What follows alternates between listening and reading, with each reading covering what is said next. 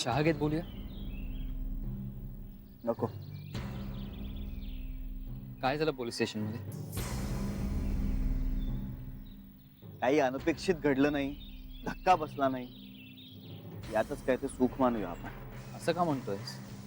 काय ना, हल्ली मी कशाचीच खात्री देऊ शकत नाहीये. पुढच्या क्षणी आपल्या समोर काय वाढून ठेवलं असेल काहीच सांगता येत नाही. पोलिसांनी तुमचं म्हणणं ऐकून घेतलं का? तेच म्हटलं ना, पोलीस स्टेशन मध्येही जाऊ नये असा काही अनुभव आला नाही. पोलिसांनी चांगलं सपोर्ट केलं, कोऑपरेट केलं. गोखले गृहोद्योगाला आणि गोखल्यांना त्रास देण्यासाठी हे मुद्दाम कोणीतरी करतंय असं त्यांचंही म्हणणं आहे हे कळलं. Thank God. या बरं मग आता पुढे काय? पुढे काय, या प्रकरणामध्ये असलेल्यांना कठोर शिक्षा आम्ही करू असं त्यांचं म्हणणं आहे. नाही, ऑफकोर्स त्यांना ते करायलाच हवं रे. कठोर शिक्षा म्हणजे पिंट्या का? श्री पिंट्या? पिंट्या यामागचा सूत्रधार नाहीये हे मलाही कळतंय. I am sure about that. हे त्याच्याकडून कोणीतरी मुद्दाम करून घेतंय. आपण पिंट्याने सुद्धा हे असं नको होतं करायला. हो ना, त्यावेळेस नेमकं त्याच्या डोक्यात काय चाललं होतं कोण जाणे.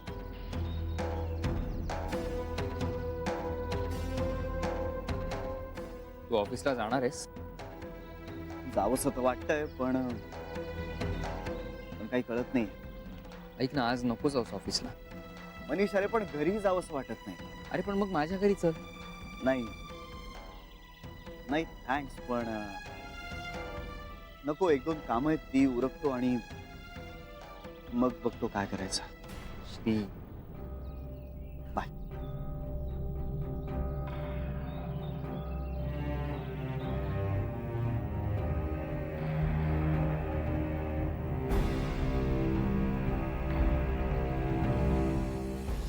किशोरकडनं त्यांनी काही लाख रुपये घेतलेत यांच्या ऑपरेशनसाठी, हो ना?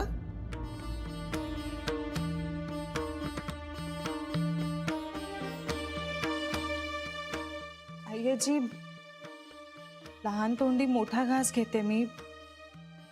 पण रागावणार नसाल तर एक गोष्ट सांगू का? तुझ्या भावाला डिफेंड करणार असशील तर नको सांगूस. डिफेंड नाही करत आहे आय्याजी. पिंट्याने पैसे घेतलेत हे खरं आहे. त्याने हे असं सगळं केलंय हे सुद्धा खरं आहे. पण ह्या कामासाठी त्याने पैसे नक्कीच घेतले नाहीत. नक्की नाही आय्याजी. पिंट्या असं करेल असं तरी तुला वाटलं होतं का कधीतरी? अय्याजी, अहो रक्ताचं नातं आहे त्याचं जानूशी. हे तो विसरला. अहो चुकलं त्याचं. त्याला आपण एक संधी देऊया ना. एकदा त्याची चूक पोटात घातली ना तर हाच फरक असतो रक्ताच्या आणि जोडलेल्या नात्यात. म्हणजे तुम्ही तुमच्या मुलाला माफ करावं. नाही, तुम्ही ते करणारच, जान्हवीही. पण आम्हाला ते शक्य नाहीये. काळं फासलं त्यांनी आमच्या श्रीच्या तोंडाला. सगळ्यांच्या देखत जराही काही वाटलं नाही का हो त्याला? आणि तुमच्या मुलाला असं कोणी केलं असतं तर तुम्ही गप्प बसला असतात? मग तुम्ही जावई बापूंना सांगा ना. त्यांना म्हणावं आमच्या घरी या आणि पिंट्याच्या तोंडाला तुम्ही काळं फासा. आम्ही काही म्हणणार नाही. मग तर झालं. तोंडाला काळं फासण्याचा प्रश्न नाहीये. आता तोच तर प्रॉब्लेम झालाय ना.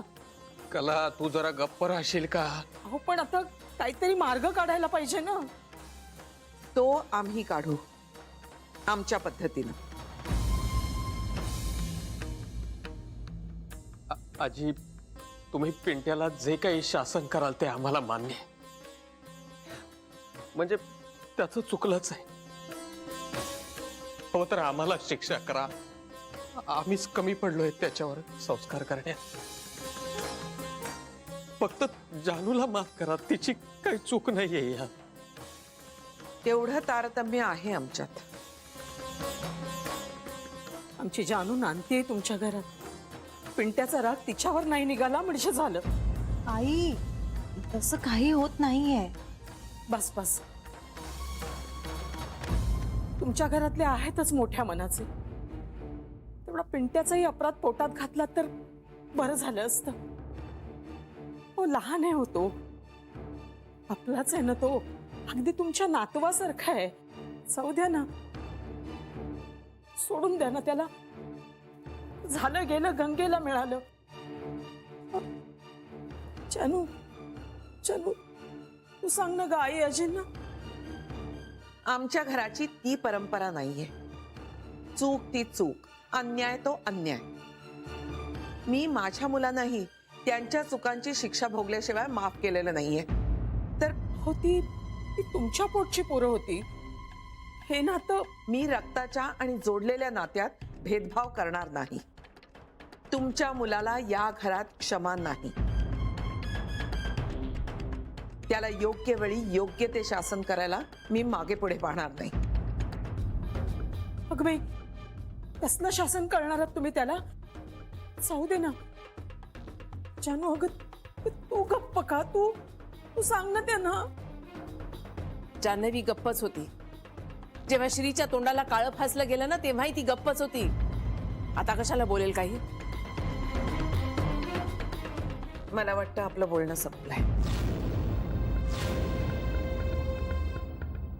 आजी, माझी मुलगी कुणाचंही कधीही वाईट चिंतणार नाही. माझ्या पोटी ही एकच लेक आहे असं मी मानतो. माझ्या लेकीचं सुख तुमच्या हातात, तुमच्या घरात आहे. या सगळ्या प्रकारामुळे तुम्ही माझ्या जानूला अंतर देऊ नका, एवढीच या बापाची कळकळीची विनंती आहे तुम्हाला. आम्ही तिच्यापासून किंचित दुरावलोय हे खरंय, पण तिला आम्ही अंतर देणार नाही हेही तितकंच खरंय. तुम्ही निश्चिंत राहा.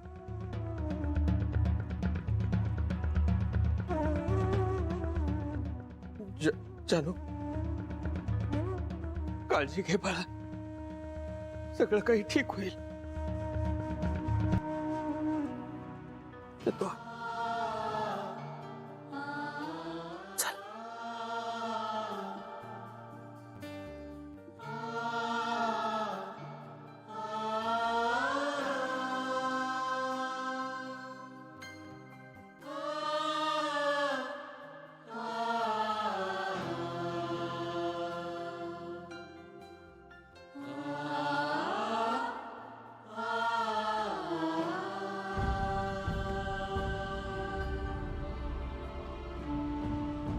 आई अशी मी दारापर्यंत सोडून येऊ त्यांना? जा.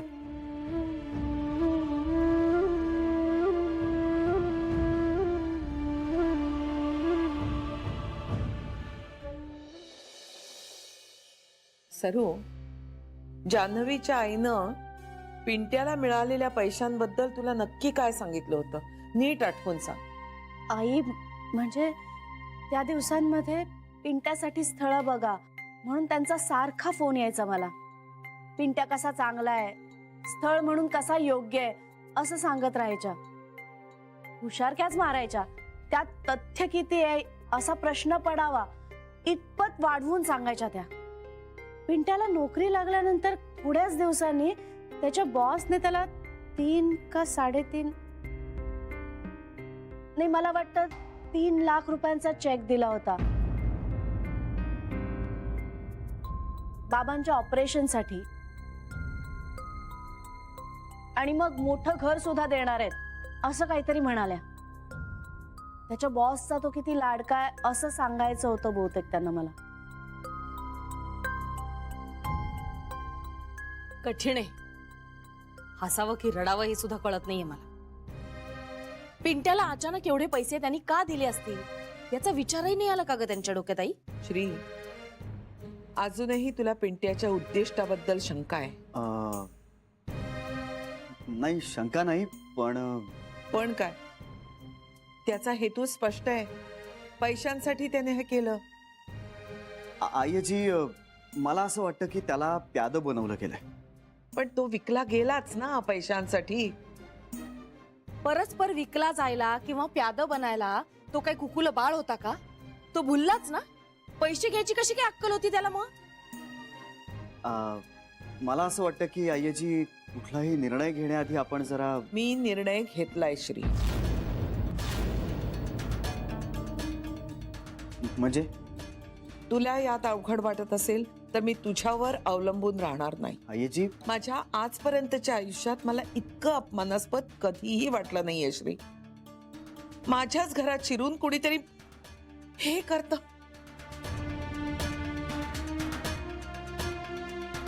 श्री मी हे केलं नाही ना तर आतल्याच स्फोट होईल माझा. इतका त्रास झालाय मला याचा. आयजी हे बघ, मला असं वाटतं की खरे कल्प्रिट हे वेगळे. असं तुला वाटतंय? असतीलही. त्यांना योग्य वेळी शासन आपण करणारच आहोत. पण फिजिकली तुझ्या तोंडाला काळं फासण्यासाठी पिंट्याचा हात लागला होता आणि माझ्यासाठी त्याच्या इतका मोठा कल्प्रिट दुसरा कुणीही नाही. आयजी आपण थोडा वेळ घेऊया ना. खूप घेतला. आयजी मला तुझं सगळं म्हणणं मान्य आहे, पण तू म्हणालास आपण तडजोड करू. मी तयार झाले कारण तुझा मुद्दा मला पटला होता.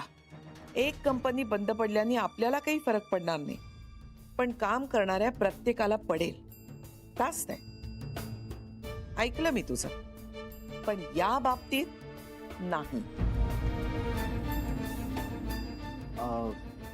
मी काय म्हणतो, आपण जान्हवी येईपर्यंत थांबूया ना. पिंट्या चुकीचं वागताना ती गप्प होती. आता आपण बरोबर वागताना तिचं काही म्हणणं असेल असं मला वाटत नाही. पिंट्या दोषी आहे, त्याला शिक्षा मिळालीच पाहिजे.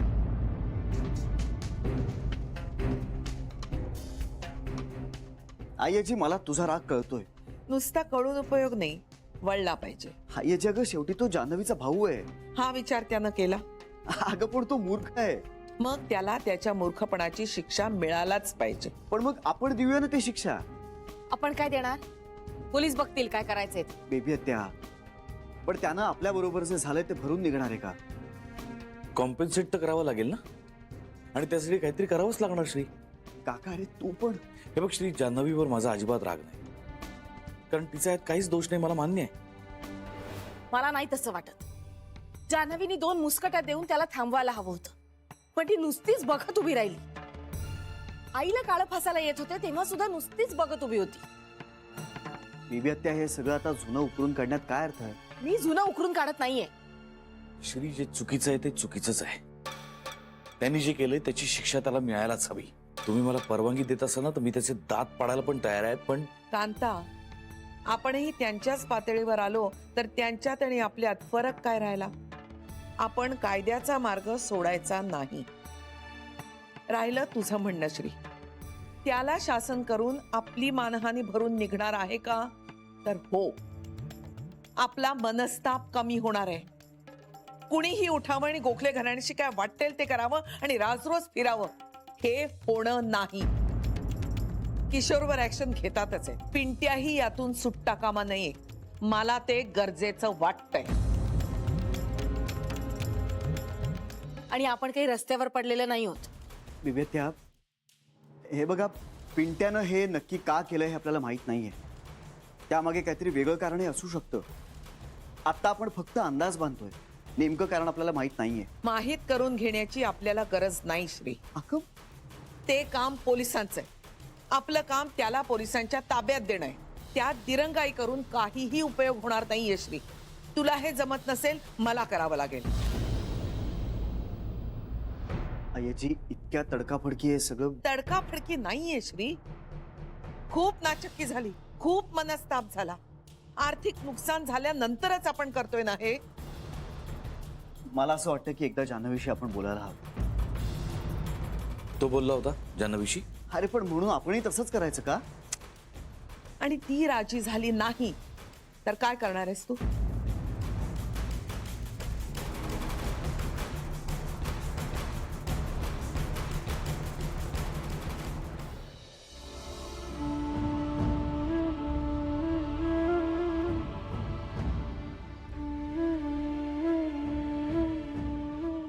श्री,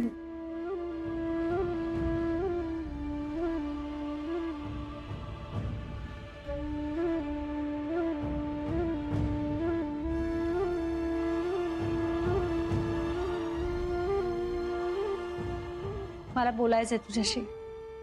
जान्हवी, मी महत्वाचं काम करणार आहे. 5 मिनिटं श्री. नंतर बोलूया.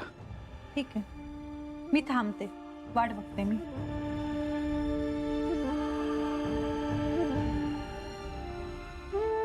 कशाविषयी बोलायचं तुला? सहज आपल्याला एकमेकांशी बोलायला कारण कधीपासून लागायला लागली. सगळेच दिवस काही सारखे नसतात जान्हवी, दिवस बदलतात. श्री, दिवस बदलतात म्हणून माणसाने का बदलायचं? तू आता हे असं फिलॉसॉफिकल वगैरे बोलणार आहेस का? जान्हवी, माझ्यासमोर आणखीन एक खूप महत्वाचे मोठे प्रश्न आहेत सोडवण्यासाठी. मग मलाही प्रश्न सोडवायचे आहेत, वाढवायचे नाहीयेत. दरवेळी बोलूनच प्रश्न सुटतात असं नाहीये. पण न बोलून दुरावा वाढतो. जेव्हा नेमकी गरज असते ना बोलण्याची, तेव्हा बोलावं माणसानं. आत्ता गरज आहे मला. मी बोलू प्लीज? मला काही महत्वाचे मेल्स करायचे.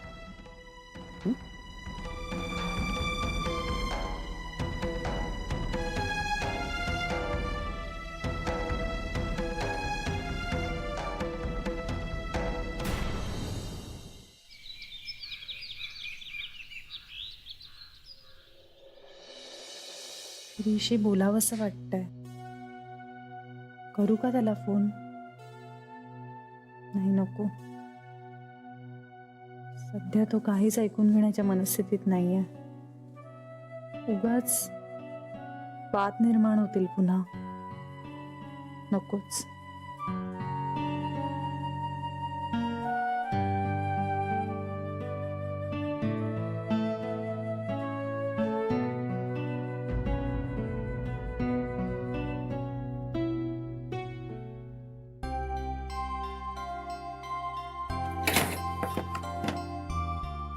काय ग, काही होतंय का जान्हवी? हा हा ग, थोडं गरगरतंय. कशामुळे? काय झालं? जागरण होतंय ना ग सध्या, ऍसिडिटी वाढली असेल. नेहमीच आहे तुझं, नुसतं काम काम आणि काम. खाण्यापिण्याकडे लक्ष देत जा ना जरा. बघते, आज नाही बरं वाटलं तर गोळी.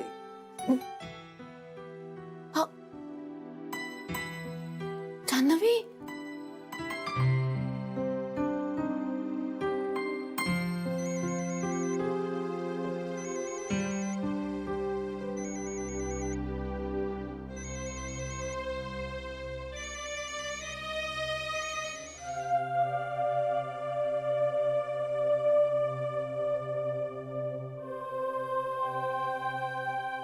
काय झालंय?